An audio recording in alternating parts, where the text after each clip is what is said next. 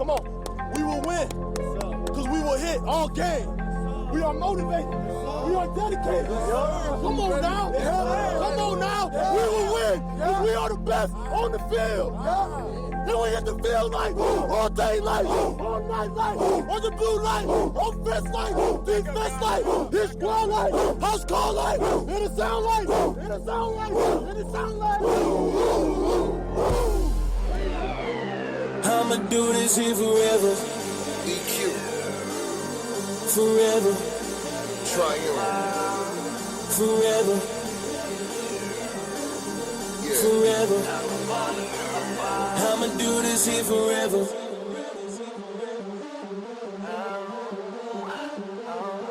Let's go. All you haters better get comfy. This the day you've been waiting on. Y'all road is finna get bumpy. This the track I'm making my statement on. I ain't going nowhere. This the place that I'm making home. I'll do this shit forever. Hit the gas and I'm taking off. What is going on, guys? Welcome to the Short Sports Show. I am your host, Daniel Short. Today is Monday, November 30th, 2015. And I hope everybody, again, had a great Thanksgiving, had a great holiday week. I know, it's back to work, it's back to school for everybody, for most people. And it went so fast. It went so fast, just like this football season. It's already almost over, guys. College football has a week left before we get into bowl games and the playoffs. And just like that, it all just disappears. It's just so sad. Also, just like some coaching jobs, all just disappearing. It's crazy. We're going to get into all 15 head coaching jobs that are open at this moment. And, of course, after this show is done recording, there will be probably about 9 left. You know, everybody else is going to start hiring like, oh, Daniel's show is over, so let's just go ahead and just break some other news and who got hired. So to keep up with all of that good stuff and get it straight at you, follow me on Twitter at @short_sports 24/7 on Twitter, Facebook. I don't post a whole lot because it usually it's supposed to go from Twitter to Facebook, and it works about half the time. But follow me on Facebook. I always post up when the show's up or when I upload a new video or whatnot on YouTube. Just type in the Short Sports Show. You'll find it there. All links are in the beautiful description down below. No matter where you're listening to, you can find it there. So thank you guys so much for joining in. And that song you just heard is by Triune featuring EQ, and the song is called Forever. You can buy it on iTunes right now. And a special thanks to Triune and UNO Entertainment for letting the Short Sports Show use their brand new single Forever as our new intro. I absolutely love it. Gives me hyped. I'm just pumped every time I hear it. But you can buy his Triune's new album, Raised to Fail, Born to Succeed, on iTunes now. You can also buy, again, Forever, the song that you just heard, on iTunes, as well as Spotify, Google Store, YouTube, all that other good stuff. Follow him on Twitter at iTriune, Facebook page I can't even talk now. iTriune as well. Everything's iTriune. And he even has his own YouTube channel, talks about sports. And finally, guys, I know I said last week we would have it on. We would have him on, him and EQ on last Friday's show. Things happened where travel stuff, everything happened. So we will have him this upcoming Friday on the show, on the Short Sports Show. So look forward to that. And let's get on with the show, guys. Again, my name is Daniel Short. This is the Short Sports Show. Follow me on Twitter at @short_sports 24/7. Got to get all the self-plugs in. And we're going to start off with college football first. Then we'll move on to the NFL. And just an exciting week of football for most people. Some, you're just happy that the season is finally over with. We're all in different boats right now. We're all on different boats. But it's okay. You know what? We're all going possibly to the same place together. Possibly. Unless, you're like UCF where, what is football, right? Am I right? Anyways, Kentucky quarterback Patrick Towles announced yesterday on Instagram that he will transfer. Towles started Kentucky's first 10 games, but had just 4 pass attempts with an interception in Saturday's loss to Louisville. He started all 12 games in 2014, and the Wildcats lost 6 other Final 7 contests this fall. Toles wrote on Instagram, quote, "Although I wish my time here in Lexington could have ended another way, I'm eternally grateful." Now, there hasn't been, sadly, there hasn't been anything on whether, where he's going to go next. I believe he is a senior, so he could, play next year as a senior automatically to a Division I FBS school. So it'll be interesting to see because, last year, the way he finished, we're thinking, okay, this guy, he's got a lot of talent. He could lead Kentucky possibly, to a bowl game and maybe a couple upsets in the SEC. And this year, it just, it's, what can you do? You're Kentucky. So it's going to be interesting to where he goes now. Again, there hasn't been anything, at least from what I've seen, and I've searched around, there hasn't been any news where he's thinking about going. Obviously, you can look at, who recruited him, but those rarely work out. So don't really know just yet where he is planning on going. But I would kind of like to see possibly maybe Virginia Tech. He sees Justin Fuente. He says that offense at Memphis, or from Memphis to now Virginia Tech. He knows Virginia Tech's defense is always going to be there. Might think about going there. I don't know. That's my pick. He probably, I don't know. But again, there are 15 as of this moment at 8:21 Central Time, 8:21 a.m. Central Time on November 30th. There are 15 head coaching jobs. There is Georgia, Maryland, Memphis, Miami, Missouri, North Texas, Rutgers, South Carolina, Syracuse, Toledo, Tulane, UCF, Louisiana Monroe, USC, and University of Virginia. All of these openings. Unbelievable. Some big-time programs. We'll get to a majority of those here in just a second. But first, Minnesota has fired offensive coordinator Matt Limegrover and passing game coordinator Jim Zembrowski after a 5-7 season. The school announced Sunday night. The Rutgers, the Gophers ranked 97th in FBS in scoring this season at 24 points per game. They are 75th in passing yards with 214 yards per game. And 24 points per game, I mean, that gets you pretty close in the Big Ten.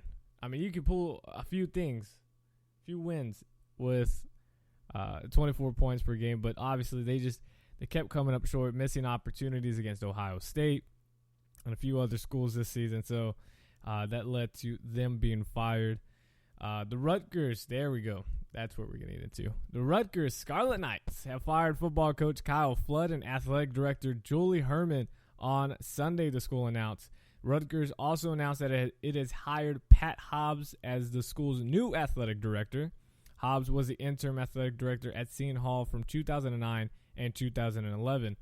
Flood, who had gone 27-24 since becoming the head coach in 2012, had said he believed his job was safe. He thought all these rumors were just rumors and that he was fine. But not so much. They ended their 4-8 season with a 46-41 loss to Maryland on Saturday. And he went 4-12 in conference games, including 1-7 this season. Since Rutgers has joined the Big Ten in 2014, I don't understand, especially with everything that has happened, he thought his job was safe. Now, he obviously, I think he's just saying that for, just the interview purposes and stuff like that. But if he truly believed his job was safe, then, that makes you question him a little bit. He was already suspended 3 games earlier this season for emailing a professor and later scheduling an in-person meeting to discuss the academic standing of former Scarlet Knights defensive back Nader Barnwell. I can't talk this morning. I'm too excited, guys. In addition, 7 Rutgers players were arrested this season for offenses varying from home invasion to assault. Wow. But no, he's safe. So Rutgers, that is gone. Did I even save Rutgers? So is there 16? No, I said Rutgers. Okay. It's so easy to bypass. So, man. Except for, I'm looking at the openings right now. Except for North Texas and Toledo and Tulane, UCF, UM. Okay, so 1, 2, 3, 4, 5 schools out of the 15 are non-Power 5 schools. Wow. That's huge. That is huge.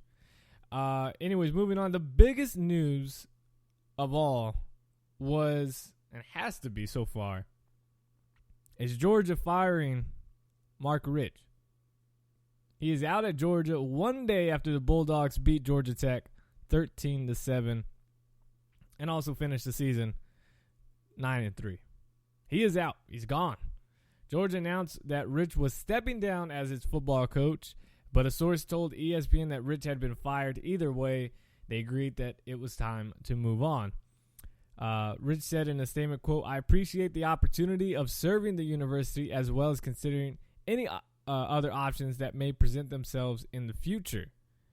Georgia will now owe Rich a buyout of $4.1 million, according to the contract extension he signed back in January. And he agreed to coach the Bulldogs in their final bowl game this year. With a victory, that would put him up for his 10th double-digit win season at Georgia. He's been there 15 years, and 10 of those years, he has won more, at least or more than 10 games in 15 years. Just like that. And no, you're gone. There's been speculation about Rich's future since he lost to Tennessee, Alabama, and Florida that all ended their hopes of an SEC championship. Jordan, and one of the biggest complaints going around was, while he won games, I believe he was like, do I have it on? He's 145-51 record, which ranks second all time at Georgia. And he's got it to the Bulldogs to a bowl game each of his 15 seasons. 15 straight years at a bowl game. Second all-time winning head coach winning. And he won the SEC championship twice, while also being there another 3 times. And he's out. And the biggest argument was, while he won a lot of games, he didn't win the right games. Losing to Tennessee. Losing to Alabama again in a bad game. Losing to Florida. All these games, and it's just like you're not winning the big games that we need to propel this university as one of the SEC elites. Now, St. Louis Rams running back Todd Gurley, which obviously played for Rich from 2012 to 2014 at Georgia, was really upset, saying, quote, "That hurt. That definitely hurts. I heard that before the game. I'm kind of pissed off. He's just a great dude, a great coach, man, and I just hate to see that happen." So, and also, among the FBS active coaches right now, Rich has the 5th best winning percentage, behind only Ohio State's Urban Meyer, Oklahoma Bob Stoops, Alabama's Nick Saban, and TCU's Gary Patterson. So now you ask, who is going to be the front runner? We look at all these openings. They're like, all right, well, and mainly the big ones, who's going to take, whose spot? Obviously, they're nothing but rumors right now. I think Georgia's going to take their time in hiring, and watch me be completely wrong. They hire someone right after the show. I doubt it, no. They won't hire anybody until after the bowl game, at the very minimum. At least give them that. Obviously, the biggest name, especially in the SEC and being in the South, is Alabama defensive coordinator Kirby Smart. Now, everybody wants him. Everybody that is below, just from, if you got Oklahoma as a dead middle, and you scratch from Oklahoma west to east, and you go south from that, and if there's any openings from any school, they all want Kirby Smart. They all just want him. He is a former Georgia defensive back, so there's a little bit of ties there. Now, would he leave Alabama to take to Georgia? Now, imagine if, crazy scenario, this is Armageddon for Alabama fans if this were to happen. Imagine Nick Saban leaving and going to Texas, and then Kirby Smart leaving to go to Georgia. Can you guys understand the amount of chaos that would happen at Alabama if both of those guys just left? It'd be insane. It'd be kind of funny to watch, honestly. It really would. But again, the biggest thing was Rich not winning a whole lot of football games. Or he did win a whole lot, but just didn't win the right ones. Georgia only defeated one FBS team with a winning record this season, and that's it. That's it. One FBS team with a winning record. Ouch. Ouch. Now, I can't talk. I'm sorry, guys. Will Kirby Smart leave to go to Georgia? I don't know. I think if anybody has a shot at Kirby Smart, it's got to be Georgia just because of the tie-in and being the head coach at Georgia. I think that's the only way. Now, one thing I don't understand is these crazy, you get the who you want and, the crazy rumors, and it's just Gary Patterson, ladies and gentlemen, won't leave TCU. And I understand, as people listening to the show, I'm a TCU fan, but it's not being biased. It's just having common sense. Having that, what people, when they say like Bob Stoops would leave Oklahoma, that's not going to happen. I don't understand why people think it's so crazy that it would. The only way these two coaches ever leave their school is because they're fired. And I don't see Oklahoma or TCU firing their head coaches anytime soon. So all these rumors that Gary Patterson's going to USC, he's going to Miami, he's going to, Georgia or whatever, it's unbelievable. And I also don't see Todd Herman really leaving either. I don't see him. I think he wants to stay in the state of Texas, and obviously I don't think he would leave for the Texas job either. I think he would just stay at Houston. And Houston's not a bad spot. I don't understand why people just say, oh, it's Houston. Yeah, he's going to leave for a bigger school soon. I don't buy it. Moving on. Mike London has resigned as the football coach at Virginia on Sunday after meeting with the athletic director, the school announced yesterday. London, whose contract was set to expire after the 2016 season, he went 27-46 in 6 seasons at Virginia. He will receive about $2.7 million after reaching a financial agreement with the university. London took the Cavaliers to just one bowl game in 2011 when he was named the ACC Coach of the Year, and since he went 14-34 in ACC play, it's just been bad, guys. It's been bad.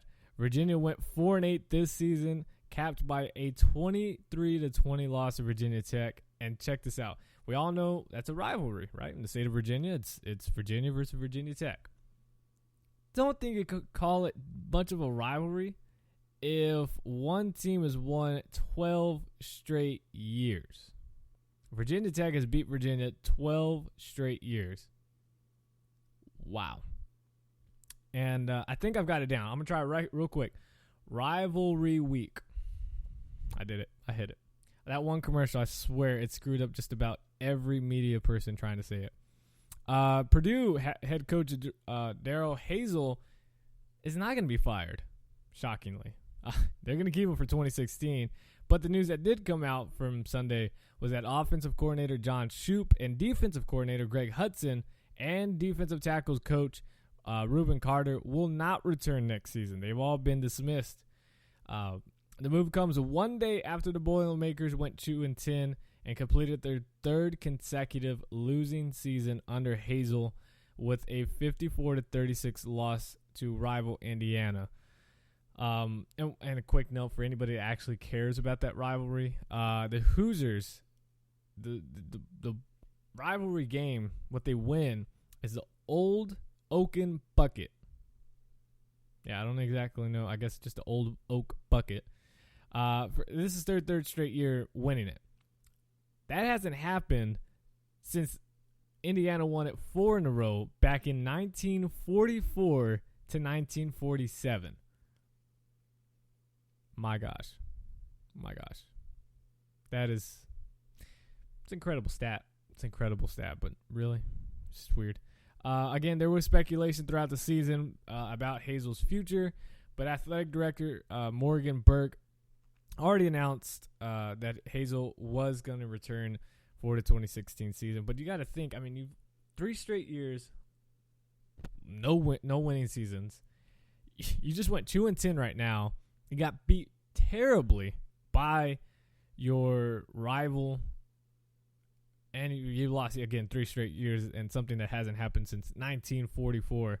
I mean, you got to think maybe it's time to move on and just get someone else. Who knows? I think the biggest winner of them all, and that's yet to be seen with Georgia, but the biggest winner of them all has to be Virginia Tech. They have officially hired Justin Fuente to succeed Frank Beamer as coach after this season.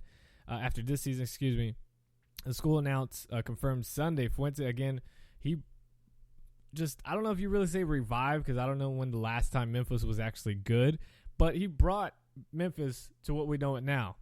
He will replace Beamer at the end of this, basically at the end of this month, or whenever Virginia Tech does play.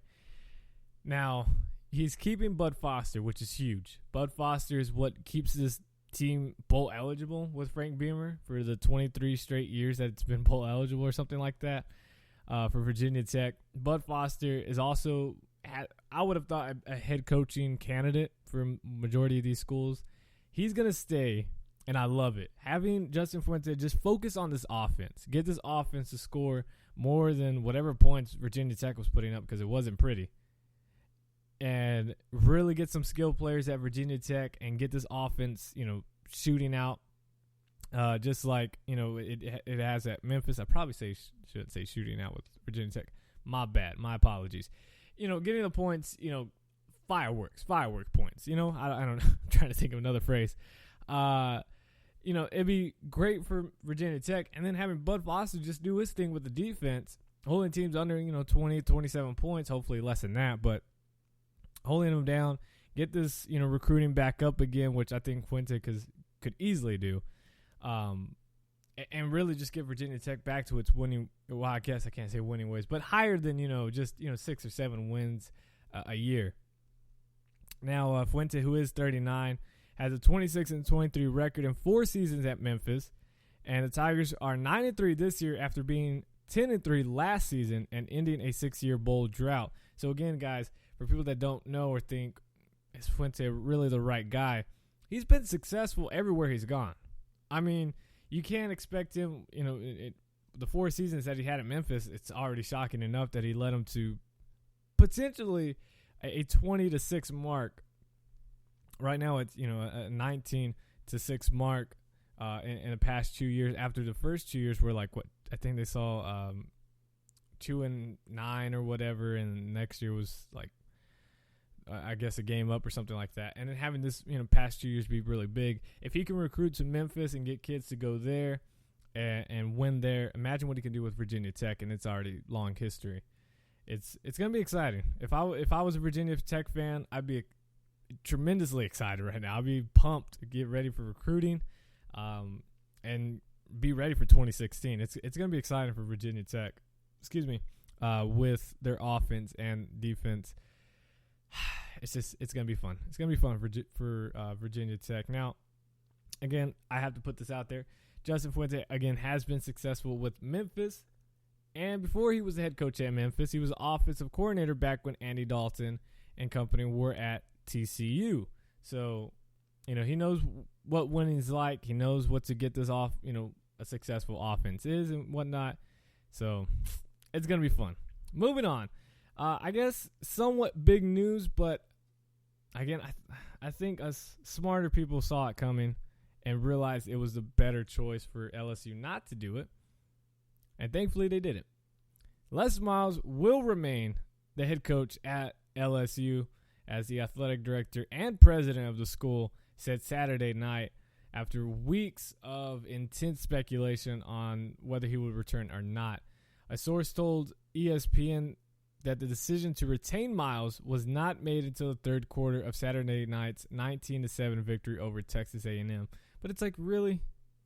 I mean, it took y'all that long to understand. I think it was more the fans and also, knowing that you got to pay him and the staff, $15 million for a buyout to say, yeah, maybe we could give him another year and maybe he'll just retire after next season or something. Because remember, that is what Les Miles thought about. So, again, after the victory over the Aggies, LSU players lifted Miles over their shoulders, carried him down the field towards the student section as the crowd chanted, "Keep less Miles, keep less Miles." I love it. I think that's smart, and I think probably that's when, the president, F. King Alexander, that is a name you want to have if you're a president of a school. F. King Alexander. I like that. I think that's probably when they realized it might not be a good decision if we fire him. Let's see. His contract is through 2019, and with a 2015 buyout figure, again, around $15 million. But it would decrease to $12.9 million if he was fired after January 1st. Still don't think it's enough. In his 11th year at LSU, Miles has won 2 SEC titles and 1 national championship since becoming LSU's coach in 2005. And overall, he's 111-32 at the school and has the best winning percentage of any coach in modern era at LSU. Which, modern era, where is that really at? Is that like from 1990s to now, 1980s, 1970s? What is the modern era that we're calling? Because, I don't know. It's just weird. But Miles did say that he would consider changes to his staff and the offense. So possibly we could be looking at, I don't think he fired his defensive coordinator, John Chavis, or no, he's gone. My bad. I don't think they fire anybody on their defense, but offensively, we most likely we're not going to see Cam Cameron as the offensive coordinator for LSU come 2016. I think we're going to see a guy that's, more spread offense oriented and stuff like that we were talking about on Friday's show. Now, how about this? Toledo head coach Matt Campbell and Iowa State have announced the hiring Sunday afternoon. Yep. You're going from Toledo to Iowa, to Ames, Iowa. I don't know. I really don't know which one's better, Toledo or Ames, Iowa. I say no to both. I don't really know. They have announced again saying that Campbell has agreed to a 6-year contract starting at $2 million per year, starting at $2 million for 2016. Now, Campbell will replace Paul Rhodes, who was fired a week ago after 7 seasons. Campbell is now the youngest coach at a Power 5 school. I mean, he's young. I think he's only like 30-something. He went 35-15 in 4 seasons with the Rockets, including a 9-2 record this season with victories over, you guessed it, Iowa State and Arkansas. Now, Iowa State will pay $2,000. I cannot talk. I'm sorry. Let's restart the show. Welcome, guys. My name is Daniel Short. I'm the host of the Short Sports Show, and I can't talk. Iowa State will pay $200,000 to buy out and bring Campbell aboard. Now, Rockets athletic director said Saturday that the school had offered Campbell a contract that would make him the highest paid head coach in the Mid-Athletic American Conference. I can breathe. Yeah, and the crazy part is, right now the highest paid coach in the MAC is Michigan or Western Michigan's coach, who's around $800,000. So you got to expect maybe possibly $1 million contract to a little bit over $1 million. He's now taking at least $2 million at Iowa State in 2016. I think I guess it would be a good move. You're in a Power 5 conference. The chances of winning, though, at Iowa State and the Big 12 are very, very low. I mean, you got to think of it. You got TCU and Baylor. You got Oklahoma State. Texas, too. I mean, they're still Texas. They may not be winning right now, but, well, I mean, I guess Iowa State did shut out Texas, so I guess there's always hope. You got Kansas State, and then you got, Kansas, which I feel like they should just quit football, honestly. I know they had their good years back in the early 2000s and whatnot, but imagine the money you could continue to put into, basketball and baseball, or just basketball over. Just quit all sports and just put every single penny into just basketball. and just have a $20 million stadium. I don't know. Kansas, you're just weird. Campbell, who was the offensive coordinator before taking over as Toledo's head coach, the Rockets averaged at least 31 points per game each of his first 4 seasons, which is incredible, especially at Toledo. He will take over an Iowa State program, obviously just been terrible. They've had, in the past 3 seasons with Rhodes, they went 8-28 in the Big 12. But there is some bright spots. The Cyclones will have running back Mike Warren, who will now be a sophomore. He was a freshman last year, rushing for 1,300 yards. You have wide receiver Alan Lazard, who made some incredible catches and has some talent. Sophomore quarterback Joel Lanning was, okay, but he shows that he could, be a leader come next season and as a senior. The next 2 seasons. I'm about to sneeze. Don't sneeze. Are we okay? Are we breathing? Okay. Iowa State will lose 4 starters on its offensive line, which is going to be a huge, thing for them. But they return 6 of their front 7 and as many as 9 starters on defense. So, it looks like your defense might give you a chance, but again, it's not going to be easy. Campbell's first season brings a brutal schedule, and I mean brutal. They make trips to Iowa, TCU, and Oklahoma State in just the first 6 weeks of the season. Easily could be 3 losses just like that, and you could either be 3-3 or 0-6. It's going to be tough. Probably the best story right now, and I want to discuss with you. This is something going on my YouTube channel, The Short Sports Show, and you can also tweet me what you believe at @short_sports 24/7. It's something I want to hear from you guys because of the way the season has worked out. Now, last year we had Ohio State and everything they went through, losing to Virginia Tech early in the year, then coming out and just absolutely demolishing teams in the second half. Could that somewhat resemblance of Oklahoma? Could Oklahoma be this season's Ohio State?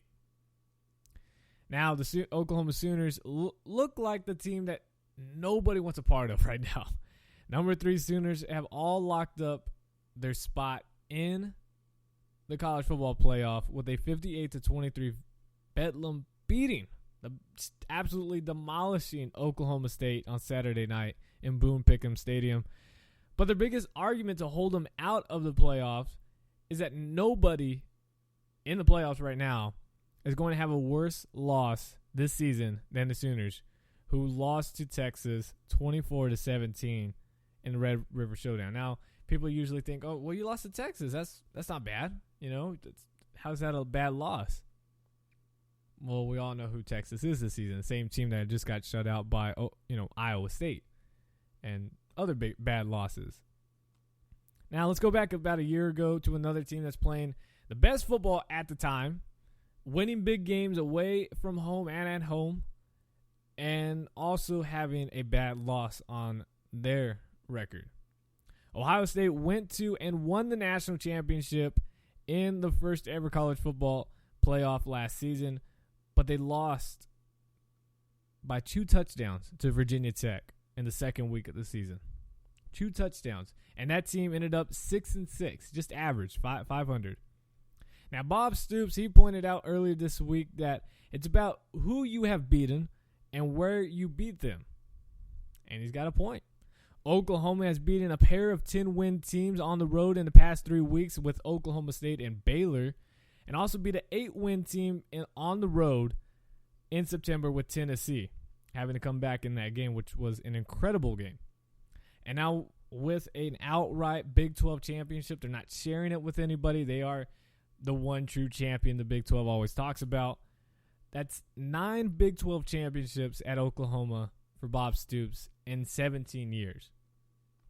And he doesn't see any debate, that there's any debate, especially with the Sooners sitting at number 3 right now, and then Notre Dame losing to Stanford. That also really helped them out for not being jumped. Said, quote, "I didn't know Notre Dame lost, but you just figure that you're going 3rd that you're third and you go to a championship game away from home to the number 9 team on the country and you win by 35 points, that you only move up. You certainly wouldn't move back. End quote. This marks Stoops' first outright Big 12 championship since 2010. The Sooners have earned a share of one with Kansas State back in 2012. And with the past couple years, Baylor and TCU have dominated most of the Big 12 headlines and were the favorites this year. Now, other than the 30-29 win over TCU that went down to the wire, and as a TCU fan, that kind of says, hey, TCU was playing with the third-string quarterback. Why? My whole thing is, why is TCU so low? If we almost beat Oklahoma, and everybody's saying how great Oklahoma is, why is TCU so low? We had all those injuries and still almost beat Oklahoma. I probably should have. Just saying. Anyways, but other than that, other 6 wins for Oklahoma were by an average of 37.8 points per game, almost 38 points per game. That was the difference. That was the difference right there. And those other 6 wins, that's huge. Now, if everything stays the same for Oklahoma, they would be playing the same 2 teams it has played in the past 2 years in bowl games possibly. With the Sooners at number 3, they would play Clemson right now, who demolished OU at the Orange Bowl last season. Now, if Oklahoma were to win that game and Alabama wins whoever they play in Iowa or whatever, then we will see a rematch of the Sugar Bowl from just 2 seasons ago, which OU dominated the Crimson Tide. And I just realized I said that completely backwards. Oklahoma's number 3. So they would play Alabama first. So just flip that right there. Just flip that. Sorry. So Oklahoma could play Alabama in a rematch of the Sugar Bowl from 2 seasons ago, in which OU dominated the Crimson Tide. If they win that, Clemson wins its game against Iowa, then we could see Clemson-Oklahoma, which, as of last season in the Orange Bowl, Clemson just demolished Oklahoma. Could be exciting. So my question is to you. Will Oklahoma go on to win it all like Ohio State did? Or is this just one hopeful story? Tweet me at @short_sports 24/7. Or let me know on Facebook, The Short Sports Show. What you guys, or in the comment section below on YouTube, The Short Sports Show. Let me know what you guys think about that. It's going to be exciting. I'm not too salty about Oklahoma. I mean, I have respect for Oklahoma. It's always been a fun game with TCU and Oklahoma. But, man, that's my biggest complaint is why does the committee hate TCU so much? That's my biggest thing. They say it's such a great win when Oklahoma beat TCU, but they dropped us because we lost to the number 3 team in Oklahoma. We bumped them up. How do we get dropped down with a third-string quarterback? I'm just saying. And really, and I'm not trying to play the woulda, coulda, shoulda game, but I'm just saying, in the third quarter, if we didn't have that stupid call of going for 2 points in the third quarter, not the fourth quarter, not the last play of the game, in the third quarter, if we don't go for 2 there, just kick the extra point, then that last touchdown at the end of the game, all we have to do is just we don't have to go for 2. We wouldn't go for 2. It would be tied at 30. All you got to do is kick that extra point. 31-30, TCU wins. Then we're 11-1, and we're the Big 12 champs. I'm just saying, ladies and gentlemen. I am just saying. Anyways, so fun stuff there. Other coaching news is North Texas is expected to hire. Oh, this hurts me. This hurts me, though. I'm a little salty about this. Is expected to hire TCU co-offensive coordinator Doug Meacham as their new head coach pretty soon. It's not official, but by the way, everything's looking. He just had another interview with them on yesterday on Sunday, and it's looking like he's going to be the head coach for them, which just, it makes sense if, let's say, Todd Herman were to leave Houston. I don't think it happens, but if he were to leave Houston, then Doug Meacham going back to Houston because we got him from Houston. So if he went back over there to take over head coaching, I'd be like, all right, that's fine. That's fine. That's a great program over there. You got recruiting, we're going to do fine. Represent.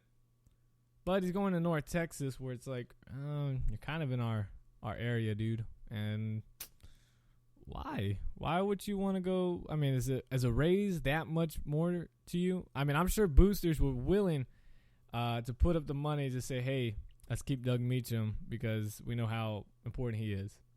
If not, I'm about to tweet. That too. Try to get some of the boosters say, hey, he's probably going to take the North Texas job. So, not trying to take his shine away of being a head coach, but I kind of want to win. I think we all do. Why don't we just give him a pay raise? I'm down. I mean, I don't got no money to pay, but I'm just saying. And also, Texas Tech has let go of co-defense coordinator Mike Smith and defensive backs coach Kevin Curtis. They are now gone. And it's funny. I realize, going through all these coaching changes and we read all these articles and we read all these, news about college coaches. When a college coach gets, basically fired, we never say fired. We always say, they parted ways, they moved on, they got relieved. What else? They quit or something else. We never say fired. But in the NFL, just like what happened earlier this morning, Miami Dolphins offensive coordinator, he's fired. He got fired. That was all the reports. He was fired. He wasn't relieved. They didn't say, we decided to move on without him. No, he was fired. Why don't we say that in college? He got fired. That's it. Why do we say he got let go? He was fired. I don't know. Moving on, we won't talk about any of the rankings because, again, they simply just don't matter. They do not matter. Especially, like, this week's poll, this is all for ratings. You already know. I mean, probably all of the college football playoff, the show is all for ratings and advertising. I only watched one of them, and that was, like, the second week. I'm not going to watch this one on Tuesday night. I'm just going to bypass it because we'll have a rating. It'll probably be very ridiculous. They might even leave Iowa out of it just to draw ratings and controversy, and then put them back in if they win in the Big Ten championship. So I mean, for any of these fans or for any college football fans that there's a possibility that your team is going to be in the top 25 or the top 10 or even the top 4 or top 5, top 6, whatever. Don't even worry where you're placed at because this one does not matter.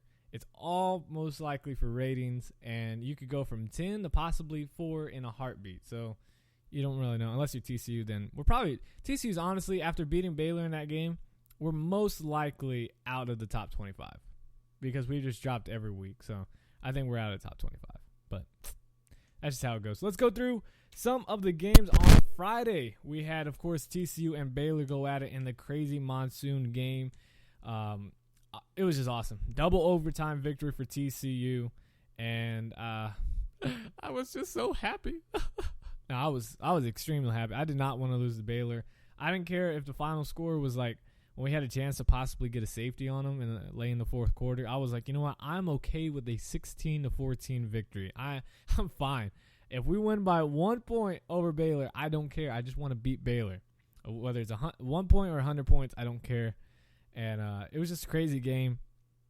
Obviously, people are going to blame weather for certain things, but I guess it's kind of fitting because obviously we didn't see this game to go down 28-21 in double overtime. We didn't see a storm. We didn't predict a stormy game like this at the beginning of the year and a crazy game like this. And we didn't expect all these injuries to both teams. Okay, Baylor? Both teams. Yeah, you're down to your third quarterback, but we're down 20-plus players. So, hey. And our quarterback, Trevon Boykin, it was basically, 70, 75%. So, I don't want to hear it. Injuries happen to both teams. It's a crazy game, and it's fitting that, we didn't project any of this to happen. So, let's see what else. Iowa defeated Nebraska 28-20. Tommy Armstrong basically blew the game for Nebraska with 4 interceptions.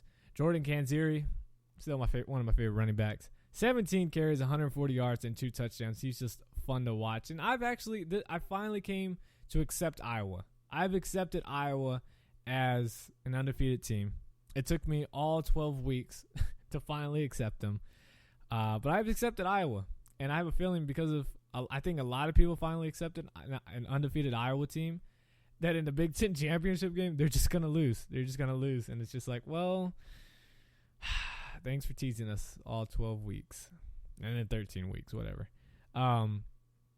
But yeah, I mean, if they go on to the playoffs, I mean, I'm gonna be cheering for them. I don't know how much of a shot they have against Clemson, but maybe they're the Ohio State team. Maybe it's just the Big Ten that just has something going. I don't know, but it's gonna be fun to watch Iowa, and I'm definitely gonna watch the Big Ten championship game, which College Game Day will be at. Houston defeated Navy 52-31. They just went all out. Keenan Reynolds, though, was the leading passer of the game, not Greg Ward Jr. Keenan Reynolds was 13 of 16, 312 yards, and a touchdown as Houston went on to win 52-31, and they will go to the AAC championship game to play. Shoot, I don't even know. I don't even know if they're playing, I guess, Temple? I think they're playing Temple in the ACC championship game. Oregon beats Oregon State after almost letting them come back 52-42. Vernon Adams, 28 of 38, 366 yards, and 3 touchdowns. Braylon Addison went off, 8 receptions, 106 yards, and 3 touchdowns. So, obviously, Oregon's defense still very, very bad, but their offense is very exciting right now, and they got things going. Washington State is intercepted, I believe, 4 times, with one of them being taken back for a pick 6. As Washington, the Huskies, UW, wins 45-10, and that's what Washington State gets. I don't know if I told you guys, I had applied to Washington State. They accepted me. I was like, sweet. Got the financial aid back, and they didn't give me a dime. I think they gave me $500. Really, $500. And I'm not banking it either, okay? It's not like, all right, we'll give you $500. That's your plane ticket to get over here. No, I'm definitely not banking it. So that wasn't the reason why I got low financial aid. They just didn't give me crap. So that's what you get. Washington State, UW all day, every day is what I'm representing. Myles Gaskin, unbelievable. I believe he's a freshman for Washington. 32 carries, 138 yards, and 2 touchdowns for UW as they get the victory, 45-10. In a 108th Apple Cup. It's a funny name. Western Michigan defeats Toledo 35-30. Clemson defeats South Carolina 37-32. Really wasn't that close until the last quarter. I mean, gave up a couple garbage touchdowns, and that's how really Clemson let it get close. As South Carolina scored 15 points in the fourth quarter. Deshaun Watson, basically untouchable in that game. 20 of 27, 279 yards, and a touchdown. He also led the team in carries, 21 carries, 114 yards, and 3 touchdowns. Alabama fights off that upset from the Auburn Tigers, 29-13. Derrick Henry, they are going to kill him. Alabama's going to kill Derrick Henry before he even gets to the NFL.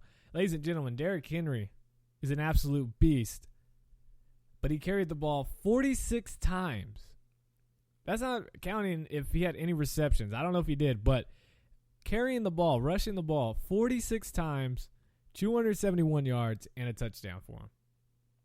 I mean, he went off, but really, can you really run him 46 times before you even get to the SEC championship game and before you get to the playoffs?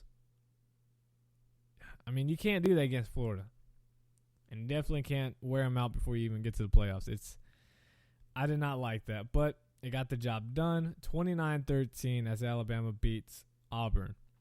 Again, Oklahoma demolished Oklahoma State 58-23. It just wasn't close at all. J.W. Walsh did what he could. Joe Mixon, unbelievable at Oklahoma. 14 carries, 136 yards, and 2 touchdowns. Michigan State blows out Penn State 55-16 to try to keep their playoff hopes alive. Stanford ended Notre Dame's playoff hopes with a 38-36 win over Notre Dame. Stanford getting the dub. Ohio State demolished Michigan. I don't think anybody saw this coming. And after Ezekiel Elliott cried about not getting any carries, he definitely got enough carries for him. 30 carries, 214 yards, and 2 touchdowns. Excuse me. And, no one saw this coming. I don't know. That's just weird. I was rooting for Michigan very badly. Florida State defeats Florida 27-2. Not joking. 27-dopes. Dalvin Cook, 26 carries, 183 yards, and 2 touchdowns. North Carolina is on a roll, and I really don't want to see TCU and North Carolina in the Russell Athletic will if it comes down to it. I don't want to see that at all. As North Carolina wins 45-34 and will take on Clemson in the ACC championship game. That will be pretty exciting. Northwestern defeats Illinois 24-14. Ole Miss defeats Mississippi State 38-27. UCLA defeats USC defeats UCLA 41-20, and Utah defeats Colorado 20-14. So let us move on to the NFL, as the Pittsburgh Steelers are going to be okay. They're going to be okay. Trust me, guys. Ben Roethlisberger was diagnosed with a concussion after leaving the field late in the fourth quarter of his team's 39-30 loss to the Seattle Seahawks on Sunday. He has been placed on the NFL's concussion protocol, but apparently feels a lot better, and a lot of the other, symptoms, I guess you could say, went away quickly. That he's gonna be fine, and he's not just saying that. It's like, oh, okay, no, I'm gonna be fine. Let me just practice already. He truly does feel a ton better, which is good to hear for a Steelers fan. Roethlisberger self-reported concussion symptoms to the team, which they evaluated him shortly thereafter, and was in the locker room after the game, but did not address the media. So he should be fine. Linebacker Ryan Shazier is also in concussion protocol. Tight end Heath Miller left the game in the second quarter with a rib injury. Another injury. I mean, it was a lot of injuries, guys. Seattle Seahawks tight end Jimmy Graham is now out for the season after tearing the patellar tendon in his right knee Sunday against the Steelers. It will require surgery, obviously. And this season, by his stats, aren't that good, but he started to come alive in the past few games. He only had 48 catches for 605 yards and 2 touchdowns. And according to ESPN stats and information, those totals were the fewest for Graham through 11 games since his 2010 rookie season. But really, it took a while. This whole offense took a while to get together. So for next season, it should be exciting. But one thing I didn't know, he's already 29. I thought he was, like 26, 27 or something. He's going to be 30 next season. Now it makes me think, why would you trade for him? I don't know. It's especially the way the season has gone. I don't know. New England Patriots star tight end Rob Gronkowski was carted off the field last night after suffering a right knee injury in the fourth quarter. They immediately announced he wasn't going to return after he was carted off the field. Obviously, he was taken for X-rays, and is going to have. I believe I saw. Seeing if I can pull it up. I can't find it. Anyways, I believe he's going to have an MRI. He's going to have some tests taken. They don't believe it's going to be serious. Might miss a game or two, but should be back pretty soon. Not going to be the season-ending knee injury, which a lot of people kind of were like, "Oh man, is it bad?" But they don't think it appears to be serious, which is good for the Patriots. The injury happened with 2 minutes and 49 seconds remaining in the fourth quarter, when Denver defensive back Darian Stewart hit him low on an incomplete pass. Gronkowski's leg whipped back as it made contact with Stewart. And again, when he was hit low, it wasn't like it was a dirty hit or anything. I don't want it to sound like that. Now, again, if they were to lose Gronkowski for a long time, in case we do find out it is a bigger injury than what they are saying, they have experience playing without him, and it really hasn't been that well. Gronkowski broke his forearm back in 2012 and tore his ACL in 2013. So we'll have to see. But a lot of things have happened injury-wise to the Patriots that haven't been fun. The Patriots entered the game with a 10-0 record. They're now 10-1, but they've lost Julian Edelman, Nate Soldier, Deion Lewis, receiver Danny Amendola. Meanwhile, starting linebacker Jamie Collins, he's missed the past 4 games now with the undisclosed illness. We still don't know what's happening with him. I had to take him off my fantasy like 2 weeks ago. I was just like, what is happening? He was doing really well. And now it was reported Dante Hightower, who left the game with a knee injury, has an MCL sprain, so he will be out for a while. They still get it done, though. Obviously, last night, That's one thing I don't like about these playoff rules in the NFL. Switch them to college. Just put at the 25, or actually in the NFL, make them go the whole field length, kickoff and everything. And, have a thing where, all right, if you score, the other team has to score to keep it going. If not, then game's over. I'm just saying.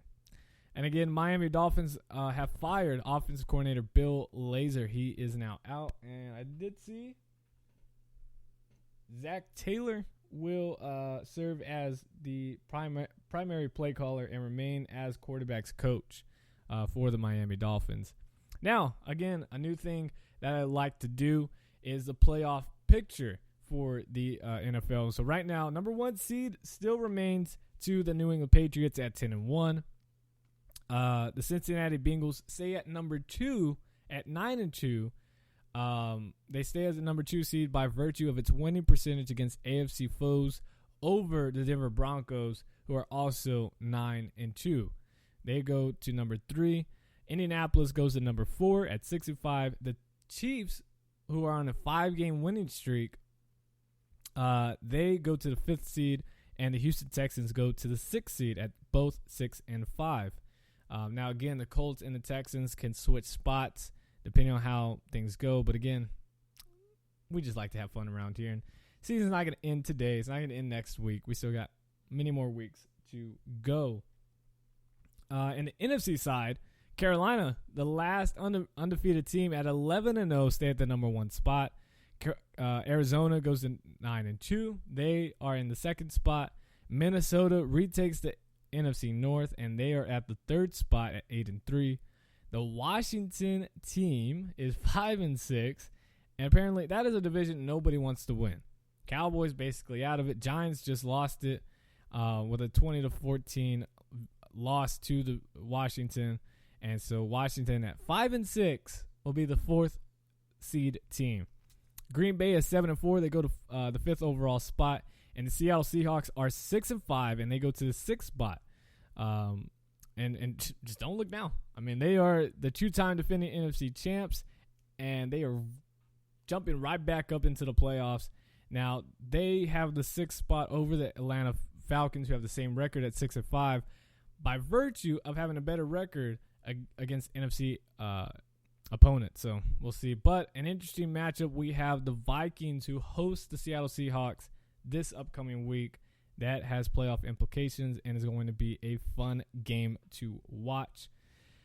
Sadly, a game not to watch tonight is the Ravens at the Browns Monday Night Football game. The worst game out there right now. It's just, I'm only going to watch it because at work it makes time go by faster. That's the only reason I'm watching it, because it's football.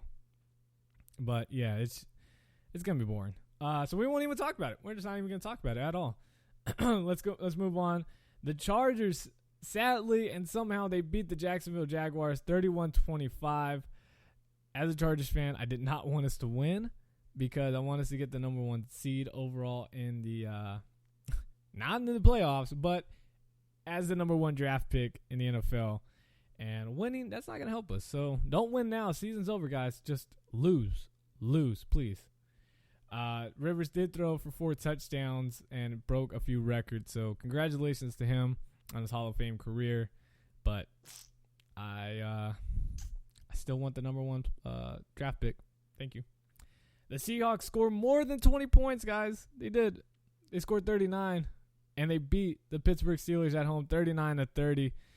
Ben Roethlisberger, before going out, 36 of 55, 456 yards, and a touchdown. Thomas Rawls, 21 carries, 81 yards, and a touchdown. Did okay. Wasn't 200 yards, but did enough to get the job done. And Marcus Whedon went off. 9 receptions, 201 yards, and a touchdown for the Steelers. The Raiders, in their 2-game skid with a victory over the Tennessee Titans, with a 24-21 victory. Derrick Carr, 330 yards, 3 touchdowns. Amari Cooper didn't have any touchdowns, but had over 115 yards receiving. And sadly, Marcus Mariota and the Tennessee Titans have yet to win a home game, at 0-6 at home and 2-9 overall on the year. I believe now they have the number 1 overall draft pick, which would be somewhat crazy if they get it. But and a lot of other rumors, and one thing I wanted to talk about was, and we hear about this Chip Kelly to USC, but there are some rumors that he could be going to Tennessee to take the head coaching job, which Tennessee keeps losing. Imagine having Chip Kelly and Marcus Mariota in the NFL. Woo! It'd be fun. It'd be fun to see. It'd be fun to see if that would happen. If he doesn't go to USC, I want him to go to Tennessee. I think that'd be fun. Bills lose to the Chiefs. They let their lead slip past them as they lose 30-22. The Chiefs are now 6-5 with their 5th straight victory as the Bills drop to 5-6. Spencer Ware, again, the Chiefs' third-string running back, 19 carries, 114 yards, and a touchdown against the Bills' defense. Tyrod Taylor did what he could, 291 yards and 3 touchdowns. Jeremy Maclin finally went off, 9 receptions, 160 yards, and a touchdown. The Buccaneers improved to 6-5 as they defeat the 5-6 Buccaneers. Colts defeat the Buccaneers 25-12. Matt Hasselbeck just keeps winning. And obviously right now, I keep him as a starter until he loses. 315 yards, 2 touchdowns for Matt Hasselbeck as they win. Excuse me. Washington again defeats the Giants 20-14. Texans defeat the Saints 24-6. Vikings defeat the Falcons 20-10. Bengals dominate the St. Louis Rams 31-7. Jets defeat the Dolphins 38-20. Cardinals barely get past the 49ers 19-13. And then again, last night's game in overtime, the Broncos win 30-24. An incredible game that was. I hope you guys enjoyed the show. If you did, be sure to hit that like button and subscribe to my YouTube channel, The Short Sports Show. Whether you're listening on Spreaker.com, iHeartRadio, iTunes, YouTube, wherever it might be. Thank you guys so much. Again, I love you all. I will see you guys this Friday. Again, we will have the interview with Triune and EQ, the guys who sing our intro for the song. They will be here on the show. So thank you guys so much for listening. As always, God first, God bless, and I will see you guys then. I'm out. Peace.